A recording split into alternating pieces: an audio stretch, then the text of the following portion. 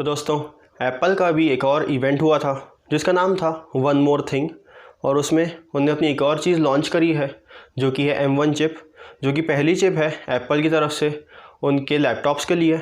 तो आज हम इसी M1 चिप के बारे में बात करेंगे। तो नमस्कार दोस्तों, मेरा नाम है ध्वज शर्मा, आप देख रहे हैं द ऑस्कर्स वर्ल्ड। तो चलिए हम वीडियो शुरू करते हैं।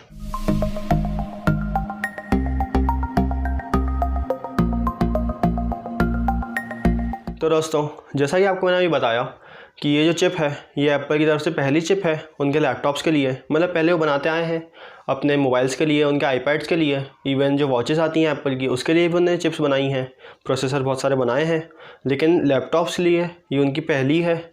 और अभी तक वो इंटेल से प्रोसेसर लेते थे और उसको यूज़ करते थे, लेकिन अब वो खुद से प्रोसेसर बनाएंगे एप्पल सिलिकन और उसको यूज़ करेंगे उनके लैपटॉप्स में और उनके iMacs में।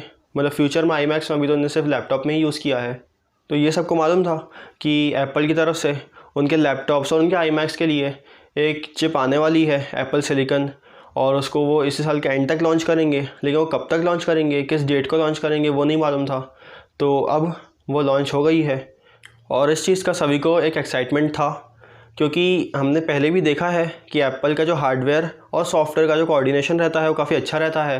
और क्योंकि उनके जो आईफोन्स रहते हैं, उनके आईपैड्स रहते हैं, उसका OS मतलब उसका सॉफ्टवेयर और उसका हार्डवेयर दोनों वो खुद ही बनाते हैं।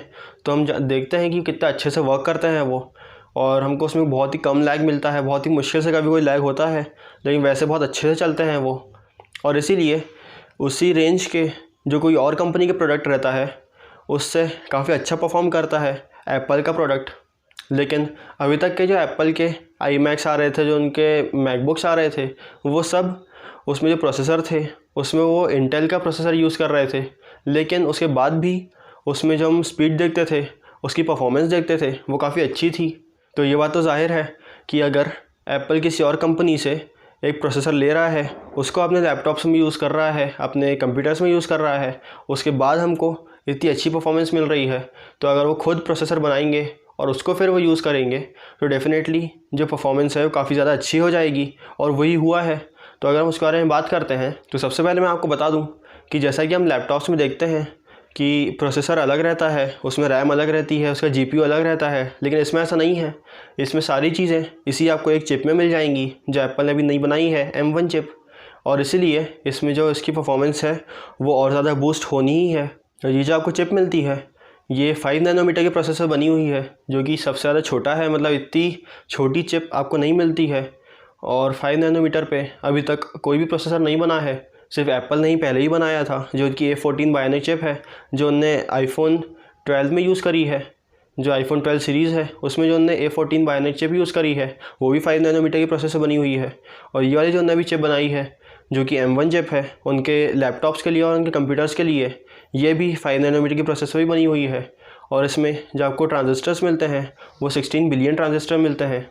और जैसा कि हम जानते हैं कि एप्पल कभी भी एक नंबर शेयर नहीं करता है, वो हमेशा एक कंपैरिजन शेयर करता है कि उसके पिछला जो जनरेशन है उससे ये वाला जनरेशन कितना और अच्छा है, कितने % अच्छा है, कितने टाइम्स अच्छा है।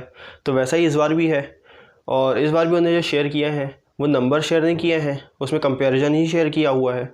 और अगर हम इसी M1 चिप के GPU के परफॉर्मेंस के बारे में बात करते हैं तो जो PC लैपटॉप आते हैं उसमें सबसे बेस्ट PC लैपटॉप है, उसकी पीक परफॉर्मेंस उसको मैच कर लेता है ये इसके सिर्फ 33% परफॉर्मेंस को यूज़ करके, जो कि काफ़ी अच्छी बात है।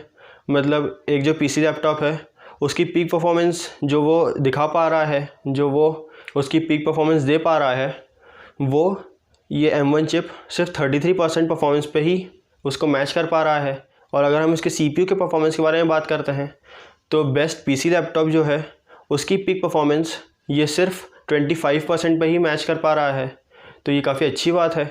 और इसमें जो आपको CPU मिलता है वो 8 कोर CPU है, जिसमें जो 4 कोर्स हैं वो उसकी हाई परफॉर्मेंस के लिए हैं, और बाकी जो 4 कोर्स हैं वो हाई एफिशिएंसी कोर्स हैं। और इसकी जो आपको परफॉर्मेंस मिलती है वो 3.5 टाइम्स और अच्छी मिलती है। और जैसा ही आपको मैंने अभी इसके CPU के बारे में बताया, वैसे ही इसका GPU और बाकी चीज़ों के बारे में भी है। कुछ में 2.5 टाइम्स बेटर है, कुछ में 5 टाइम्स, और कुछ में और ज़्यादा टाइम्स बेटर है। तो ऐसे ही जो इसकी सारी ऑल ओवर जो चीज़ें हैं वो काफ़ी ज़्यादा अच्छी हैं पिछले जनरेशन से। और ये जो एप्पल की नई M1 चिप है, इसको अपने अभी सारे प्रोडक्ट में यूज़ नहीं कर रहा है, वो सिर्फ 3 ही प्रोडक्ट में यूज़ कर रहा है। एक तो मैकबुक एयर, एक मैकबुक प्रो 13 इंचेस और एक मैक मिनी। तो ये 3 ही प्रोडक्ट हैं जो भी आपको M1 चिप के साथ मिलेंगे, बाकी इंटेल पे ही बेस्ड हैं अभी।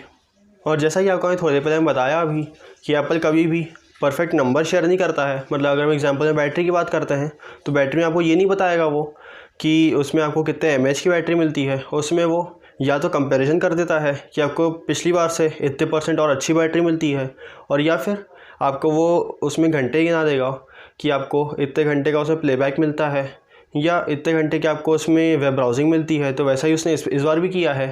तो इस बार भी उन्होंने जो नंबर शेयर करे हैं वो कुछ ऐसे हैं कि आप अगर मैकबुक एयर में वेब ब्राउजिंग करते हैं तो आप 15 आवर्स तक कंटिन्यूसली वेब ब्राउजिंग कर सकते हैं, और अगर आप वीडियो देख रहे हैं तो आप 18 आवर्स तक वीडियो देख सकते हैं।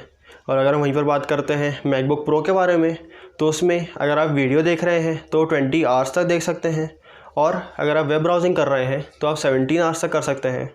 तो दोस्तों, ये थे कुछ पॉइंट्स एप्पल की नई M1 चिप के ऊपर। और इसमें डेफिनेटली मैंने वो सारी चीज़ें कवर नहीं करी हैं जो एप्पल ने उनके लॉन्च इवेंट में बताई थी, लेकिन कुछ चीज़ें जो मुझे लगी एक्साइटिंग है या फिर इम्पॉर्टेंट है वो मैंने शेयर करी आपके साथ।